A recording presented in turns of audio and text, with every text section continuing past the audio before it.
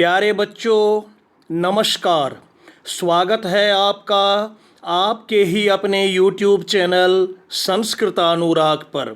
बच्चों, आज मैं NCERT द्वारा संचालित 10वीं कक्षा की संस्कृत की पाठ्य पुस्तक शेमुषी द्वितीयो भाग के सप्तमः पाठः सौहार्दम प्रकृतेः शोभा के प्रश्नोत्तर कार्य को लिखित रूप में सरलतम विधि से प्रस्तुत करने जा रहा हूँ। यह प्रश्नोत्तर CBSE एवं विभिन्न राज्य स्तरीय परीक्षाओं के लिए उपयोगी है। अतः यदि आप इन प्रश्नोत्तरों को अच्छी तरह से समझ लेते हैं तो आपको आपकी आगामी परीक्षाओं में काफ़ी सुविधा होगी। तो लीजिए, प्रस्तुत है 10वीं कक्षा के पाठ 7 सौहार्दम प्रकृतेः शोभा के प्रश्नोत्तर कार्य। पहला प्रश्न, एक पदेन उत्तरम लिखत। एक पद में उत्तर लिखें। वनराजः केह दुर्वस्थां प्राप्तः। वनराज किसके द्वारा खराब अवस्था को प्राप्त हुआ? इसका उत्तर होगा तुच्छ जीवेह, तुच्छ जीवों के द्वारा। दूसरा प्रश्न, कह वातावरणम कर्कश ध्वनिना आकुली करोति। कौन वातावरण को अपनी कर्कश ध्वनि से या कर्कश आवाज से व्याकुल या आकुल करता है? तो उत्तर होगा काकः अर्थात कौआ। तीसरा प्रश्न, काकचेष्टः विद्यार्थी कीदृशः छात्रः मन्यते। काक चेष्टा वाला विद्यार्थी या कौवे के समान चेष्टा वाला विद्यार्थी कैसा छात्र माना जाता है? तो इसका उत्तर होगा आदर्शः अर्थात कौवे की तरह चेष्टा करने वाला विद्यार्थी आदर्श छात्र माना जाता है। अगला प्रश्न, कह आत्मानं बलशाली विशालकायः पराक्रमी च कथयति। कौन अपने को बलशाली विशाल शरीर वाला और पराक्रमी कहता है? तो उत्तर होगा गजः अर्थात हाथी। अगला प्रश्न, बकः कीदृशान मीनान क्रूरतया भक्षयति। बगुला कैसे मछलियों को निर्दयता पूर्वक भक्षण करता है या खाता है? इसका उत्तर होगा वराकान। इसका अर्थ हुआ बगुला बेचारी मछलियों को क्रूरता पूर्वक या निर्दयता पूर्वक भक्षण करता है। अगला प्रश्न है, अधोलिखित प्रश्नानाम उत्तराणि पूर्ण वाक्येन लिखत। नीचे लिखे गए प्रश्नों के उत्तर पूर्ण वाक्य में लिखें। पहला प्रश्न, निस्संशयं कः कृतान्तः मन्यते। निस्संदेह कौन कृतांत माना जाता है? कृतांतः का अर्थ होता है यमराज, कि निस्संशय निस्संदेह कौन यमराज माना जाता है? तो इसका उत्तर होगा निस्संशयं सह एव कृतान्तः मन्यते यह पार्थिव रूपेण सदा परेह वित्रस्तान पीड्यमानान जीवान न रक्षति। कि निस्संशय या निस्संदेह वह यमराज माना जाता है जो दूसरे के द्वारा सताए गए या पीड़ित जीवों की रक्षा नहीं करता है। यहाँ पार्थिव रूपेण का अर्थ होता है राजा के रूप में। कहने का तात्पर्य है कि जो व्यक्ति राजा के पद पर होते हुए या राजा के रूप में किसी दूसरे के द्वारा सताए गए पीड़ा पहुँचाए हुए जीवों की यदि रक्षा नहीं करता तो वह यमराज माना जाता है। अगला प्रश्न है, बकः वन्य जंतु नाम रक्षोपायान कथम चिंतयितुम कथयति। बगुला वन्य जंतु नाम जंगली जंतुओं के रक्षा के उपाय को कैसे चिंतयितुम कथयति चिंतित होने की बात करता है। तो इसका उत्तर है बकः वन्य जंतु नाम रक्षोपायान शीतले जले बहुकाल पर्यंतम ध्यान मग्न स्थित प्रज्ञः इव स्थित्वा चिंतयितुम कथयति।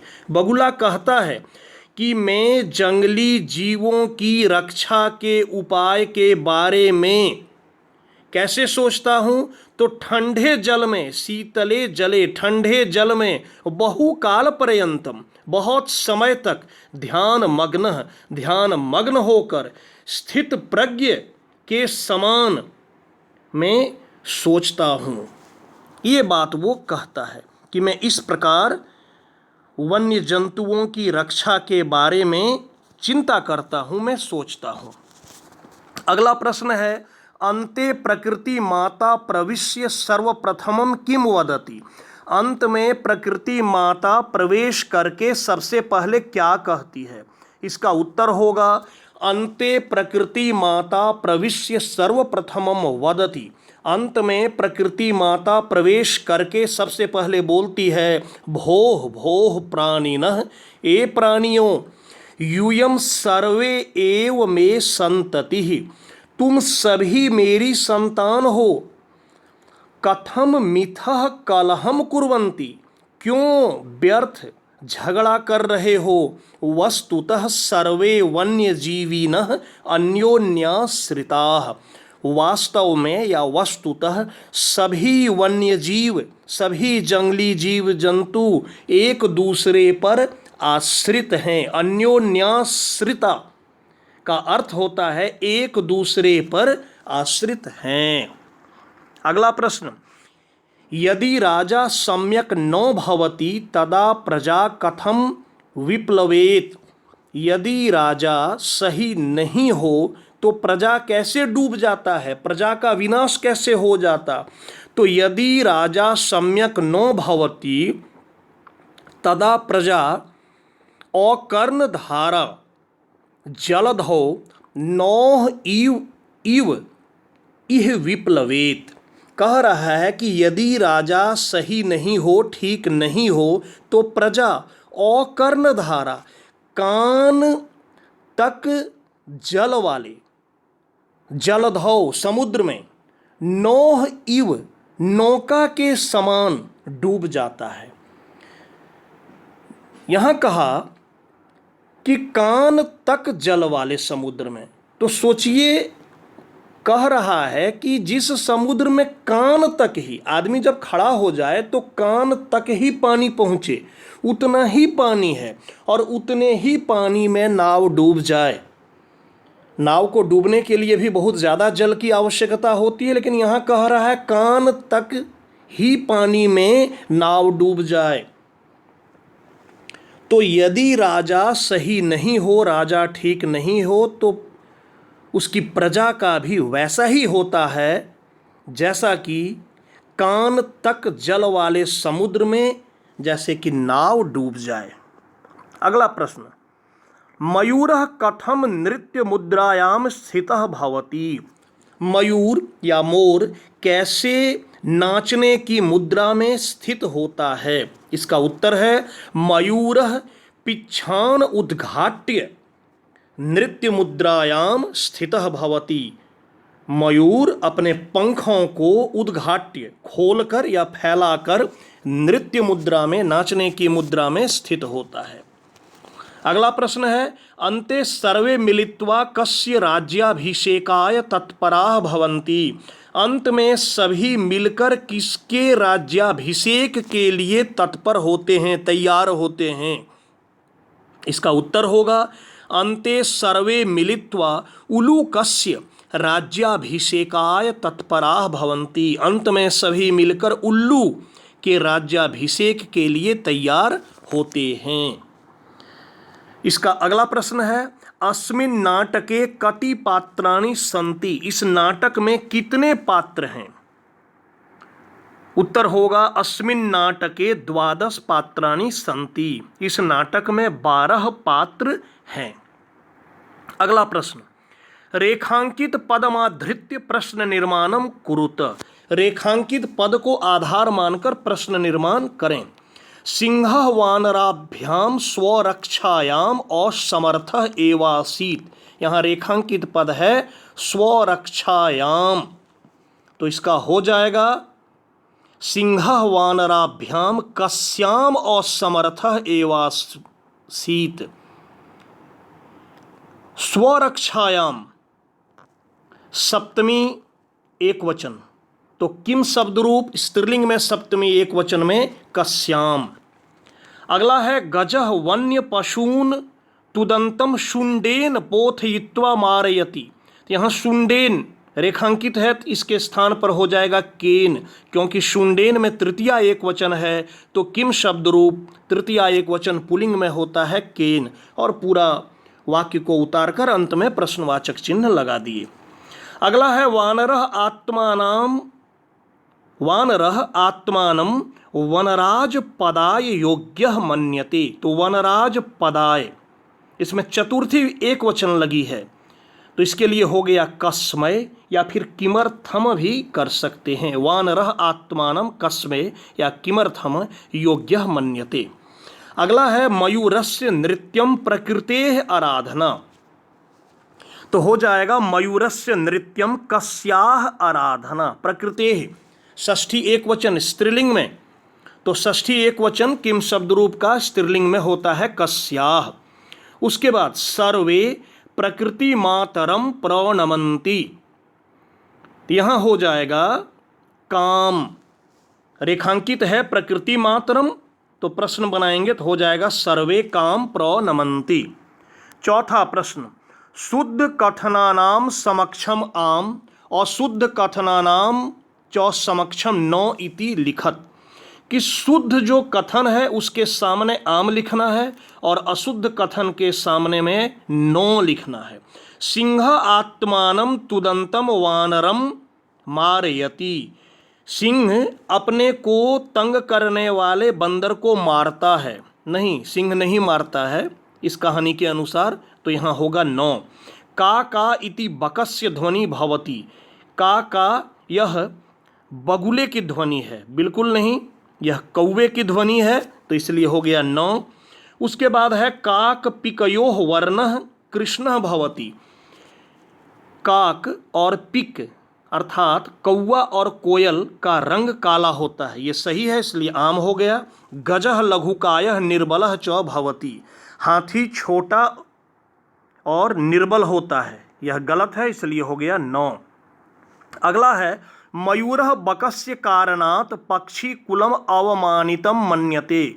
मयूर बगुले के कारण पक्षी कुल को अवमानित या अपमानित मानता है, यह सही है इसलिए हो गया आम। और अंत में है अन्योन्य सहयोगेन प्राणिनाम लाभः जायते। एक दूसरे को सहयोग करने से, मदद करने से प्राणियों का लाभ होता है, यह सही है, हो गया आम। पांचवें प्रश्न में कह रहा है मंजूषातः समुचितम पदम चित्वा रिक्त स्थानानि पूरयत। मंजूषा से उचित पद को चुनकर रिक्त स्थान को भरना है। मंजूषा में शब्द है स्थित प्रज्ञ, यथा समयम, मेध्या मेध्य भक्षकः, अहिभुक, आत्मश्लाघाहीन और पिकः। पहला है काकः, इसमें हो गया मेध्या मेध्य भक्षकः, कौवा सब कुछ खाता है, मेध्य और अमेध्य खाने लायक या नहीं खाने लायक सब कुछ खाता है, तो ये हो गया।